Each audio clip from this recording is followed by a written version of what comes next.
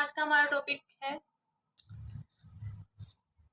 आज का हमारा टॉपिक है non terminating and recurring decimals. ऐसे डेसिमल्स जो कभी खत्म नहीं होते और दूसरी बात ये कि वो रिपीट होते जाते हैं एक पैटर्न में, एक सीक्वेंस में। ठीक है, जैसे हमारे पास इसका टॉपिक बनेगा नॉन टर्मिनेटिंग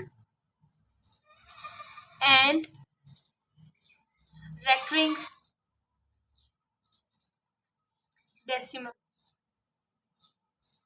ठीक है, अब इशारे के बाद यानी कि पॉइंट के बाद आपके पास अगर एक ही ऑर्डर में आपके पास वैल्यूज आती जाती हैं तो हम उसे क्या कहते हैं कि वो हमारे पास रिपीट हो रही है अगेन एंड अगेन, तो हम उसे क्या कहते हैं, हम उसे कहते हैं non terminating and recurring decimals. ठीक है, और इसको हम एक ब्लॉक के साथ या फिर बार के साथ डिजिट के ऊपर हम इसे जाहिर करते हैं कि हमें पता चल जाता है कि जी ये हमारे पास पॉइंट के बाद जो नंबर है ये हमारे पास बार बार रिपीट हो रहा है। ठीक है, non terminating decimals in which some digits in the decimal part are repeated again and again in the same order are called non-terminating and recurring decimals.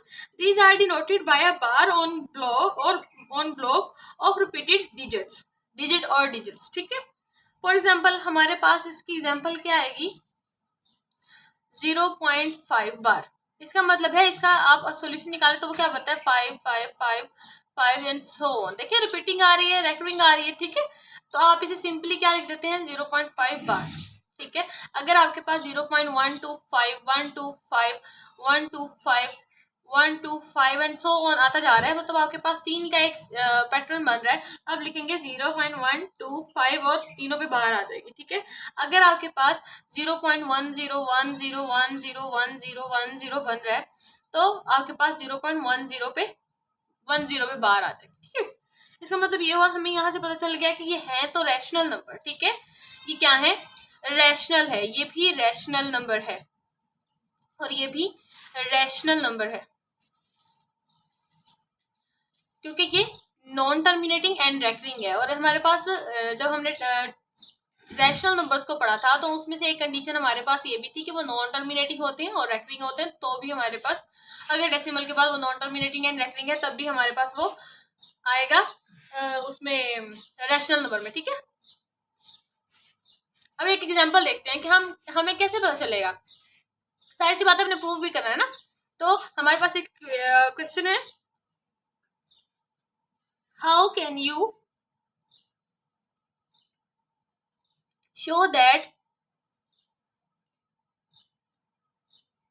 0.7 bar is the rational number।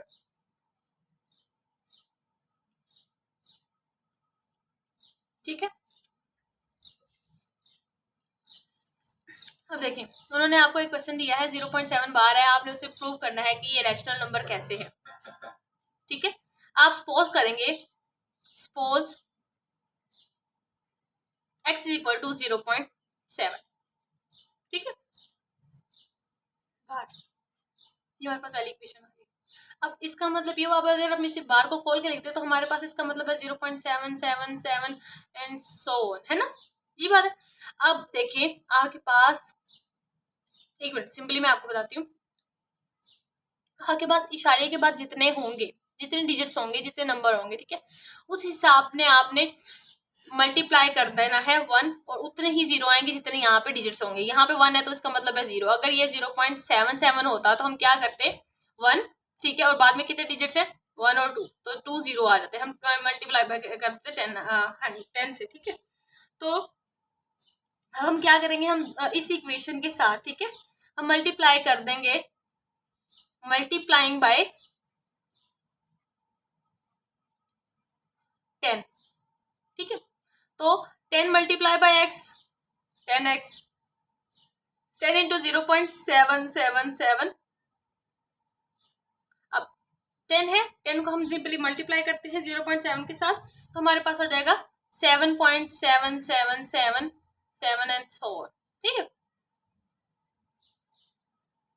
अब हम इसे इस तरह लिख सकते हैं कि हम पॉइंट को और इसको अलग अलग कर दें, यानी कि 7 प्लस 0.7777। ठीक है, और यहाँ पे हमारे पास आ जाएगा 10x। अब ये क्या था, फ्रॉम इक्वेशन 1, ठीक है, from equation 2 we get 10x is equal to 7 plus x। अब ये प्लस का x है, उस साइड पे जाके ये माइनस का हो जाएगा, तो 10x minus x is equal to 7, है ना। 10 माइनस x, जब बेसिस हमारे पास सेम हो और माइनस प्लस हो रहे हो, पावर सेम हो, तो हम क्या करते हैं, 10 minus 1 9x is equal to 7।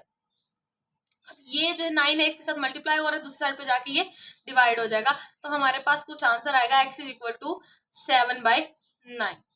और 7/9 हमने लिख दिया p/q की फॉर्मेट में, जो कि सेटिस्फाई करता है q is not equal to 0 को। तो हमारे पास ये प्रूव हो गया, prove it's a rational number, it's a rational number, ठीक है। इसी तरह के अब क्वेश्चंस भी हैं, जैसे आपने 0.8 बार को प्रूव करना है कि ये आपके पास क्या है, रैशनल नंबर है। हम क्या करेंगे, suppose x is equal to 0.8 bar, है ना, पहली इक्वेशन आ गई। अब इसे हम इस तरह भी लिख सकते हैं, x is equal to 8 8 8 8 and so on, है ना। और हम मल्टीप्लाई करेंगे, मल्टीप्लाइंग बाय 10 इक्वेशन, ठीक है। 10 multiply by x is equal to 10x and 10 multiply by 0.888 and so on, तो ये आ जाएगा 8.8888 सो ऑन, ठीक है। अब ये हो गया 10x। अब हम इसे इस तरह लिख सकते हैं, 8 प्लस 0.888 सो ऑन। अब ये हमारे पास किसके इक्वल है, x के इक्वल, फ्रॉम इक्वेशन 2, ठीक है। यहाँ पे लिखेंगे 10x is equal to x 8 plus x। अब ये प्लस है, उस साइड पे जाके ये माइनस का हो जाएगा, 10x minus x is equal to 8।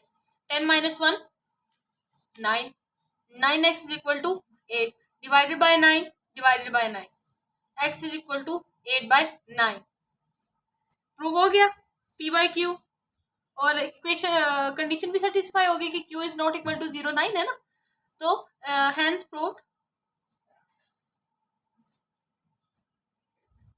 It is a rational number.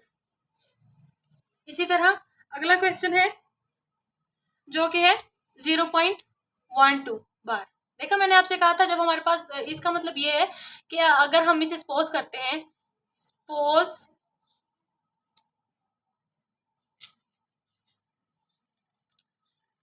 x is equal to 0.12 बार, है ना। अब इससे अगर हम रेकरिंग की सूरत में लिखे तो ये हमारे पास आएगा 0.12 एंड सो ऑन, ठीक है। अब हमने क्या करना है, मैंने आपसे कहा था जितनी हमारे पास यहाँ पे डिजिट्स होंगे उतने ही हम 0 मल्टीप्लाई कराएंगे 1 के साथ। तो 1 और 2 है, तो 2 0 के साथ हमने मल्टीप्लाई करना है, यानी कि 100 के साथ हम मल्टीप्लाई करेंगे। तो multiplying by 100 on both sides, ठीक है। तो आपके पास सिंपली है, तो ये हो जाएगा 100x is equal to 100 multiply by 0.12 and so on. जब हम इसे मल्टीप्लाई करेंगे कि हमारे पास आएगा 12 एंड सो 100x आ गया। अब आपको पता है कि हमारे पास x क्या है, 0.12 के बराबर है ना, तो हम इसे कर लेंगे। तो ये हमारे पास हो जाएगा 100x is equal to 12 plus x। Okay, तो हमारे पास 12 प्लस x आ जाएगा, ठीक है। अब ये x उस साइड पे जाके माइनस हो जाएगा, 100x minus x is equal to 12। 100 minus x, 100x minus x, 100 minus 1 is equal to 99x is equal to 12। By 99 divided by 99, x is equal to 12 by 99। हमने प्रूव कर दिया। ये हमारे पास अगेन आ गया p बाय q के format में इसका, और हमने कंडीशन भी सेटिस्फाई की है कि q हमारे पास जो है वो बराबर नहीं है 0 के, तो हमने इसको भी प्रूव कर दिया। Hence proved it is a rational number. Okay, तो रिमेनिंग क्वेश्चन जो है वो मैं आपको बताती हूँ, आपने ये खुद करने हैं। 0.17 बार, 0.23 बार, 6.6 बार, ये आपके लिए ट्रिकी है और ये ही आपने सॉल्व करना है, ठीक है। और 0.5।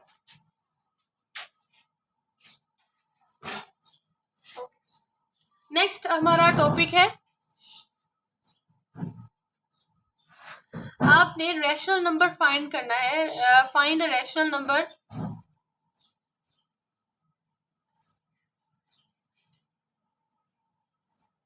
बिटवीन, आपके पास दो रैशनल नंबर्स दिए होंगे, आप उनके दरमियान कोई एक रैशनल नंबर जो है वो फाइंड करेंगे। तो वो कैसे करेंगे? 2/5 एंड 7/9। आपके पास दो नंबर है, आपने सिंपली, आपके पास फॉर्मूला है, आपने ए, इसको आपने सपोज कर लेना है ए है, ये आपके पास बी है, ए प्लस बी डिवाइडेड बाय 2, यानी कि इन दोनों को प्लस करना है और फिर हमने डिवाइड बाय कर देना है 2 के। तो 2/5 प्लस 7/9 डिवाइडेड बाय 2, ठीक है। अब आपने पहले इसको सॉल्व करना है। यहाँ पे हम एलसीएम लेंगे, हम इसको सॉल्व करेंगे। 5 और 9 का एलसीएम लेना है। अब आपको मैं एक ट्रिक बताती हूँ, जब आपके पास एक प्राइम नंबर हो या दो हो तो आप उन दोनों को सिंपली मल्टीप्लाई कर देते होते हैं, ठीक है। तो 5 9 45 और 5 9 45 multiply by 2 plus 9 5 45 multiply by 7 divided by 2। 9 2 18, 18 plus 5 7 35 divided by 45 divided by 2। 5 and 8 13, 3 and 1 4, 4 and 1 5। अब ये इसके साथ मल्टीप्लाई हो जाएगा। 45 मल्टीप्लाई बाय 2, 53 बाय 5 2 10, 2 4 8 and 1 9। ये आपके पास आंसर, ये आपके पास वो रैशनल नंबर है जो इन दोनों के दरमियान में आता है, यानी कि 2/5 एंड 7/9 के, ठीक है। तो नेक्स्ट क्वेश्चन जो है, question number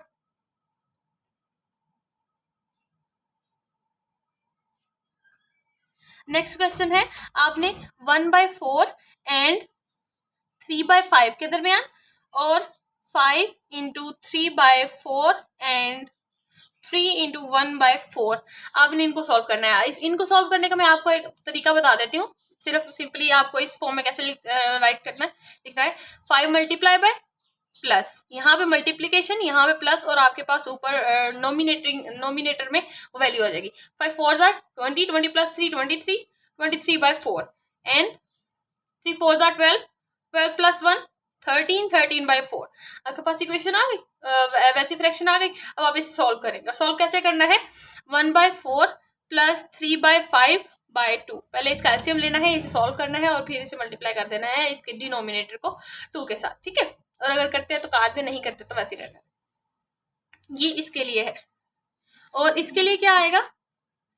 23 divided by 4 plus 13 divided by 4 divided by 2। तब तक के लिए अल्लाह हाफिज। आप ये लोग क्वेश्चन करिएगा और मुझे बताइएगा कि आपका रिजल्ट कैसा आया, ठीक आंसर आया या गलत आया। अगर आपको समझ नहीं आया, मुझसे दोबारा पूछ सकते हैं।